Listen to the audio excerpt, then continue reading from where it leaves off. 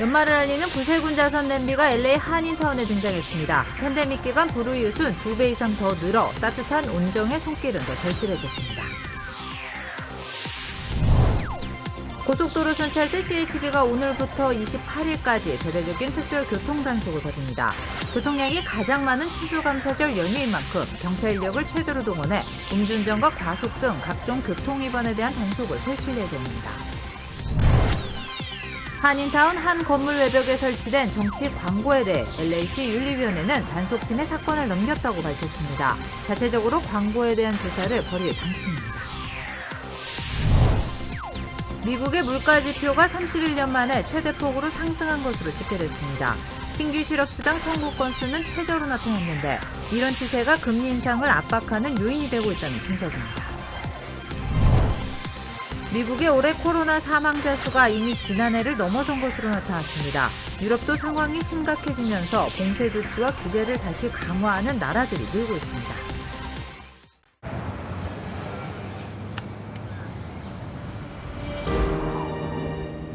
아직 쓰여지지 않은 스토리. 그 스토리를 완성하기 위해서는 새로운 아이디어를 찾아 움직여야 합니다. 우리의 움직임, 그것은 차세대 전동화 차량을 만드는 것입니다. 당신의 새로운 영감을 찾아서.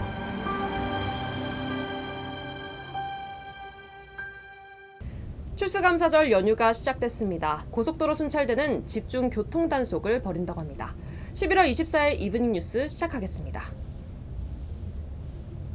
항상 이맘때쯤이면 LA 한인타운에 등장하는 것이 있습니다. 바로 빨간색 구세군 자선 냄비입니다. 올해는 팬데믹의 여파로 도움의 손길이 필요한 사람이 더 많아졌다고 합니다. 이사명 기자가 한인타운을 취재했습니다. 구세군 종소리가 LA 한인타운에서 울려 퍼지기 시작했습니다. 기부금을 자선 냄비에 집어넣는 할아버지와 손녀딸.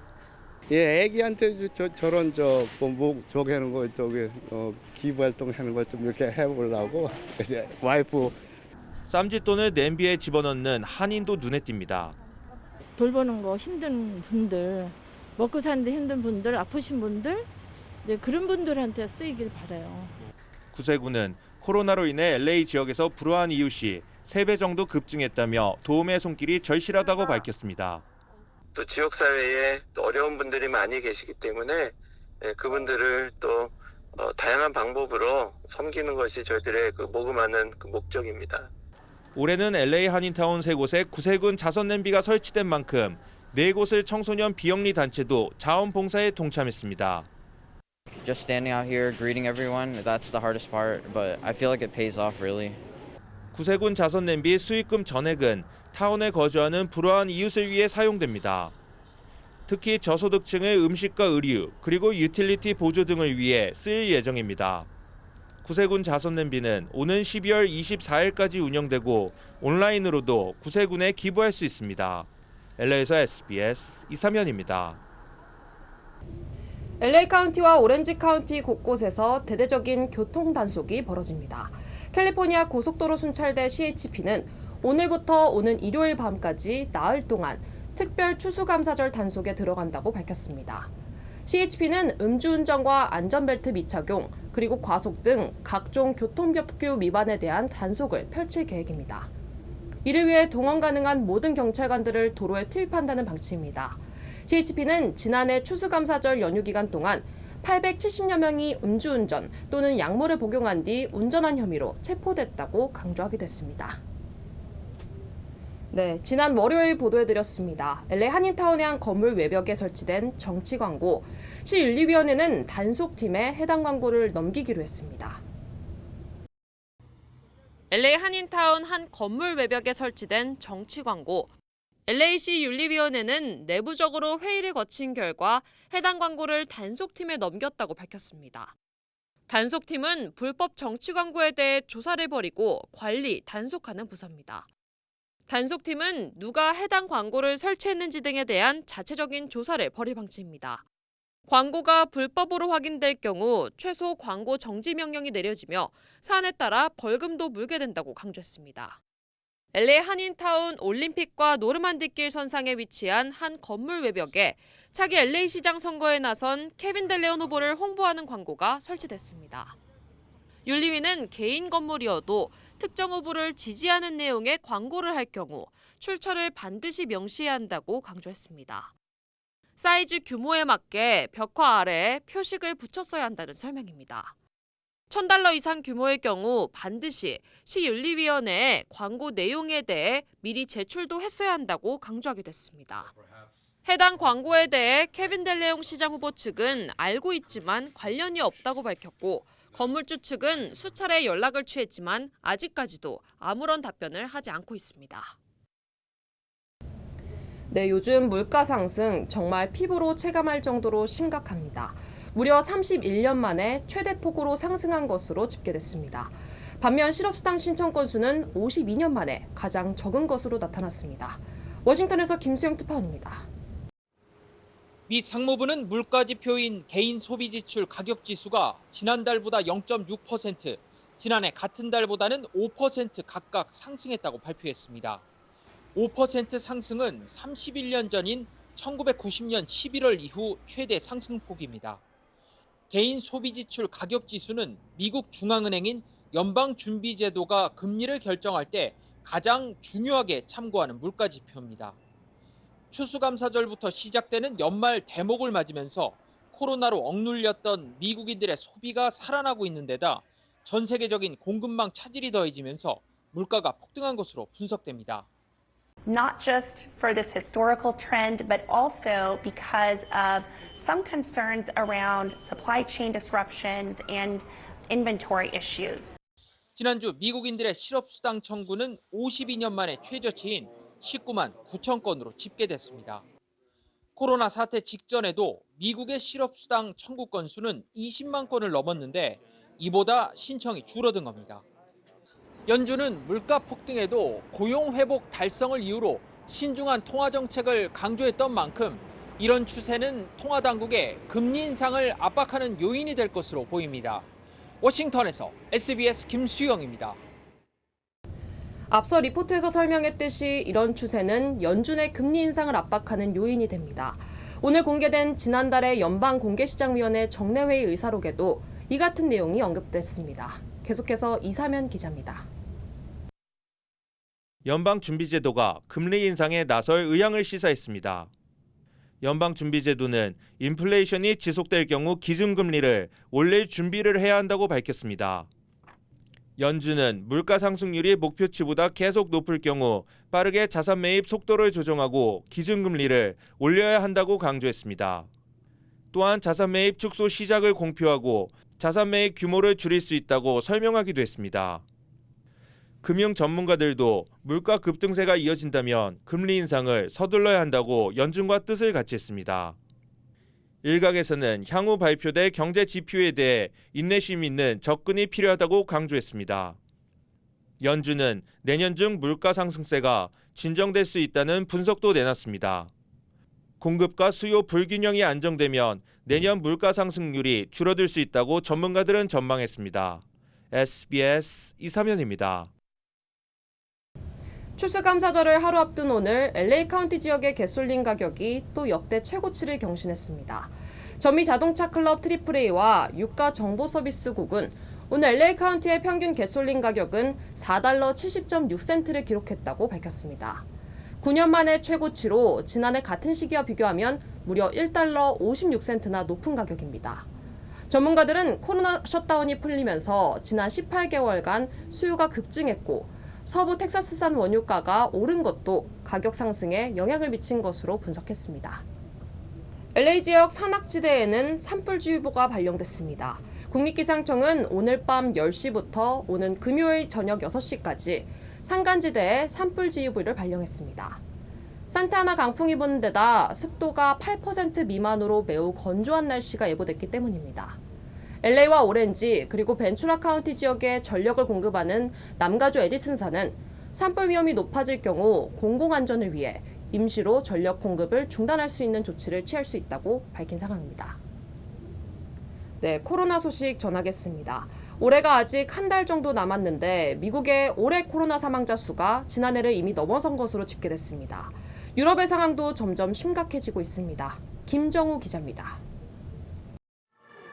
지난주 전 세계 신규 확진자 가운데 67%는 유럽에서 발생했다는 세계보건기구의 조사 결과가 나오는 등 유럽 내 확산세가 심상치 않습니다. 신규 확진자가 하루 6만 6천여 명으로 최고치를 넘어선 독일에선 백신 접종 의무화 방안까지 논의되고 있습니다. 내년부터 감염 우려가 높은 요양원 직원 등은 반드시 백신을 맞아야 하는 방안이 검토 중이고 신임 총리 후보 역시 백신 접종 의무화 카드를 꺼내든 상태입니다. Also ich bin jetzt 3-mal geimpft, also ich bin ganz froh und ich kann die Leute nicht verstehen, die sich nicht impfen lassen. Aber ich meine, das ist natürlich jede persönliche Ansicht, aber es schadet natürlich der Allgemeinheit ganz schlimm. Und jetzt die 이탈리아는 다음 달 6일부터 백신 접종자나 회복자에게만 혜택을 주는 슈퍼 그린 패스를 도입하기로 했습니다. 백신을 맞지 않으면 실내 음식점은 물론 박물관, 미술관, 헬스장 등의 문화체육시설 출입이 금지되고 장거리 교통수단도 이용할 수 없게 됩니다. 프랑스는 부스터샷 접종 대상을 확대하는 등 각국이 앞다퉈 방역 규제 강화를 예고한 가운데 오스트리아는 이미 봉쇄 조치를 실시했고 이웃 국가인 슬로바키아도 2주간 전국적인 봉쇄 조치에 돌입했습니다. 한편 주요 7개국 중 백신 접종률이 가장 낮은 미국에선 올해 현재까지 38만 6천여 명이 코로나19로 숨져 지난해 사망자 수를 넘어섰습니다. 거불어 여수수 세계보건기구 WHO 사무총장은 코로나19 백신에 대한 과신을 경고하면서 백신 접종자도 기본적인 방역 수칙을 지켜야 한다고 강조했습니다. SBS 김정우입니다. 한국도 마찬가지입니다. 어제 코로나 신규 확진자 수가 역대 최다를 기록했습니다. 한국 정부는 수도권 지역에 대한 비상계획 활동을 검토하고 있습니다. 김용태 기자가 보도하겠습니다. 서울 노량진 수산시장에서 집단 감염이 발생했습니다. 지난 20일 이후 시장 종사자를 포함해 110명 넘게 확진됐습니다. 상인들 아직 스트레스 받아서 바로 받아야 돼요. 이틀에 한 번씩 받아요 지금. 단계적 일상 회복 이후 방역이 완화되고 돌파 감염까지 급증하면서 하루 확진자가 이젠 4,000명 선까지 넘었습니다. 예측 범위를 넘어 빠르게 늘고 있는 위중증 환자는 586명으로 역시 최다를 기록했습니다. 대부분 고령층이지만 10대 1명, 10세 미만도 1명 포함됐습니다. 하루 사망자도 34명으로 4차 유행 이후 가장 많습니다. 모든 지표가 최악으로 치닫는 상황, 정부도 예상보다 심각하다고 판단했습니다. 수도권만 놓고 보면 언제라도 비상계획 발동을 검토해야 하는 그런 급박한 상황입니다. 정부 차원에선 중환자 병상을 추가 확보하는 동시에 20%를 밑도는 재택치료 비율을 끌어올리겠다고 밝혔습니다.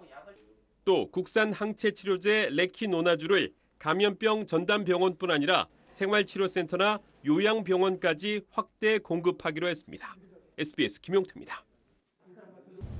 한국에선 코로나 발병 이후 처음으로 코로나에 감염된 태아가 숨지는 일이 발생했습니다.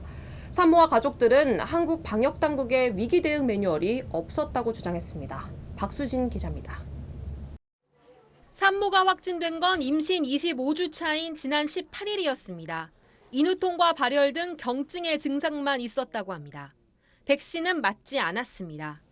가족은 SBS와 통화해서 백신 부작용 피해가 많고 태아에 어떤 영향을 줄지 몰라 맞지 않았다고 했습니다. 문제는 확진 판정 이후부터였습니다. 산모의 상태가 악화하면서 병원을 옮겨야 했지만 코로나 환자 병상이 부족해 지연됐습니다. 산모가 확진되고 태아 감염이 우려될 때 어떻게 대처해야 하는지 위기 대응 매뉴얼은 없었고 의료진은 우왕좌왕했다고 말합니다. 보건소와 구청은 관련 문의에 제대로 답하지 못했고 질병관리청 콜센터는 연락이 닿지 않았다는 게 가족의 주장입니다. 산모는 확진 나흘 만인 지난 22일 임신 26주 차에 태아를 사산했습니다. 사망한 태아에 대한 코로나 검사 결과 양성 반응이 나왔습니다.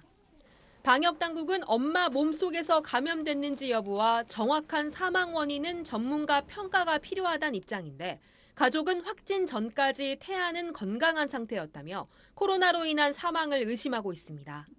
정부는 이번 사례는 출생신고 전 사망한 경우라 코로나19 공식 사망자 통계엔 포함시키지 않는다고 밝혔습니다. SBS 박수진입니다.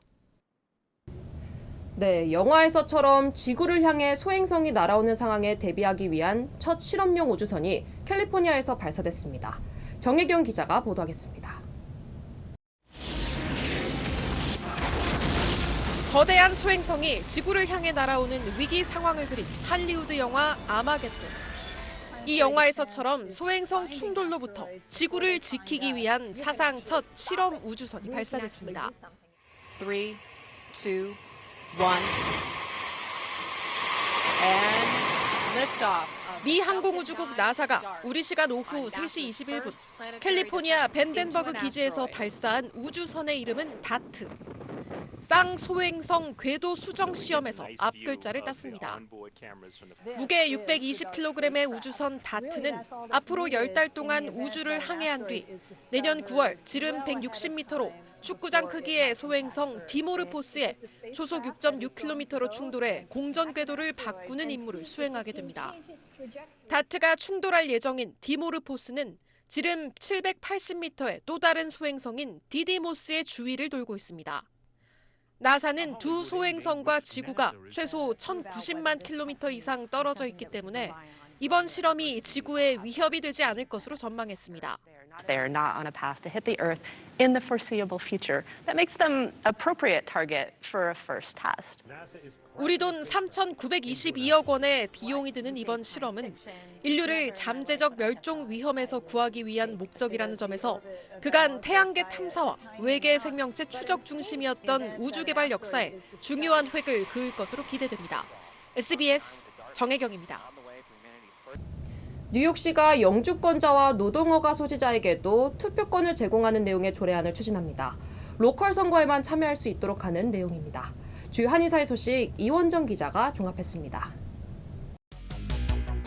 메가밀리언스 복권 추첨에서 당첨자가 나오지 않았습니다. 캘리포니아주 복권국은 어제 저녁에 실시된 추첨에서 당첨자가 나오지 않았고 다음 추첨은 오는 금요일에 실시될 예정이라고 밝혔습니다. 1등 당첨금은 9,400만 달러까지 오를 것으로 예상됩니다. 뉴욕시 로컬 선거에서 영주권자와 노동허가 소지자에게도 투표권을 제공하는 내용의 조례안이 다음 달 표결됩니다. 뉴욕시 의회는 12월 9일에 열리는 본회의 표결에서 30일 이상 뉴욕시에서 거주한 합법 노동자나 영주권자들이 주 연방 차원의 선거를 제외한 시장과 감사원장, 시의원 등 로컬 선거에 참여할 수 있도록 투표권을 부여하는 조례안을 가결시킬 계획이라고 밝혔습니다. 시애틀의 관광 명소인 파이크 플레이스 마켓에서 크리스마스 시즌에 마련하는 이벤트인 매직 인 더 마켓 킥오프 행사가 27일 열립니다. 마켓 측은 오전 11시부터 오후 5시까지 산타와 함께 찍는 포토존이 마련되고 버스킹과 콰이어 등 하루 종일 라이브 공연이 열린다고 밝혔습니다. 점등식은 오후 5시에 열리며 아이들에게 선착순으로 공예 가방을 선물합니다. 캘리포니아주 법원에 또 한 명의 한인 판사가 탄생했습니다. 게빈 뉴섬 주지사는 북가주 콘트라코스타 카운티 수피리어 법원 판사에 글렌김 알라미다 카운티 부검사장을 임명했습니다. 글렌김 판사는 지난 2007년부터 콘트라코스타 카운티 부검사장, 2011년 알라미다 카운티 부검사장으로 근무해왔습니다. 하와이 퍼시픽 헬스가 이달의 우수 의료진에 스트라이프 병원의 한인 심장 전문의를 선정했습니다. 하와이 퍼시픽 헬스는 환자들이 원세건 박사와 그 의료팀을 생명의 은인으로 부르며 헌신의 고마움을 표하고 있다고 밝혔습니다. 원 박사와 그 팀은 해야 할 일을 한 것뿐이라며 감사의 마음을 전했습니다.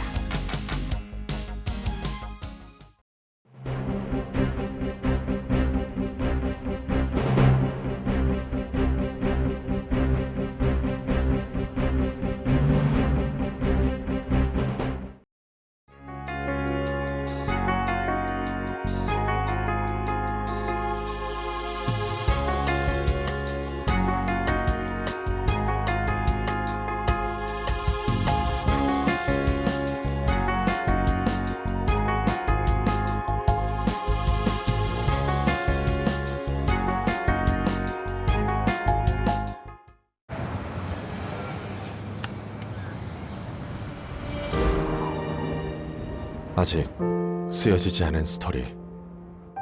그 스토리를 완성하기 위해서는 새로운 아이디어를 찾아 움직여야 합니다. 우리의 움직임, 그것은 차세대 전동화 차량을 만드는 것입니다. 당신의 새로운 영감을 찾아서